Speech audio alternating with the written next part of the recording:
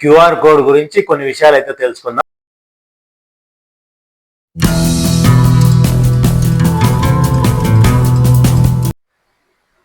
Hello guys, welcome to my channel. Guys, ఈరోజు మన concept ఏంటి అని అంటే కనుక క్యూఆర్ కోడ్ గురించి కొన్ని విషయాలు అయితే తెలుసుకుందాం. సో ఇలాంటి మరిన్ని వీడియోస్ కోసం మా ఛానల్ అయితే సబ్స్క్రైబ్ చేసుకోండి. సో కంటెంట్లోకి వెళ్తే క్యూఆర్ కోడ్ అంటే ఏంటి, దాన్ని ఎక్కడ స్టార్ట్ చేసినారు, ఎవరు ఎప్పుడు స్టార్ట్ చేశారు, సో ఆ క్యూఆర్ కోడ్ని మనం దేనికి ఎక్కువ వాడుతున్నాం, సో క్యూఆర్ కోడ్ అనేది ఏ విధంగా ఉంటుంది, దీని గురించి అయితే మనం తెలుసుకున్నాం guys. First thing, QR code అనేది 1994లో జపాన్లో స్టార్ట్ అయిందనమాట.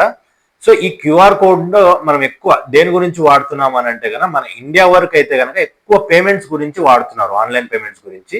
ఓవరాల్గా వరల్డ్ అంతా చూసుకుంటే కనుక డేటాని సేవ్ చేసుకోవడానికి క్యూఆర్ కోడ్స్ అనేటివి వాడుతున్నారు. నవేడేస్లో క్యూఆర్ కోడ్లో ఏంటంటే కనుక మనం పేమెంట్స్ చేసుకోవచ్చు. మన రెస్టారెంట్కి వెళ్తే మెనూస్ అన్ని కూడా క్యూఆర్ కోడ్లో ఉంటాయి. ఇవాళ రేపు షాప్లలో మన దగ్గర ఉన్న ఐటమ్స్ కావచ్చు, సర్వీసెస్ కావచ్చు, ఎవ్రీథింగ్ అన్ని కూడా ఒక క్యూఆర్ కోడ్ ద్వారా స్టోర్ చేసుకుంటున్నారు అనమాట.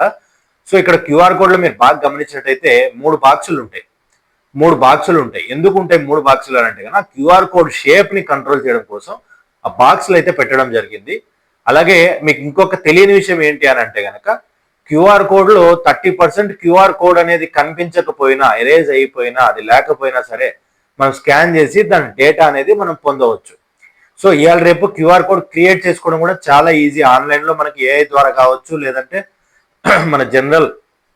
మనం జనరల్గా వాడే వెబ్సైట్స్ నుంచి కావచ్చు, లేదా డైరెక్ట్గా పీడిఎఫ్స్ అప్లోడ్ చేసి కావచ్చు, క్యూఆర్ కోడ్ అనేది ఈజీగా క్రియేట్ చేసుకోగలుగుతాం గాయస్. క్యూఆర్ కోడ్కి సంబంధించిన ఫ్యాక్ట్స్ అయితే ఇవి. వీడియో నచ్చితే లైక్ చేసి షేర్ చేయండి. Thank you.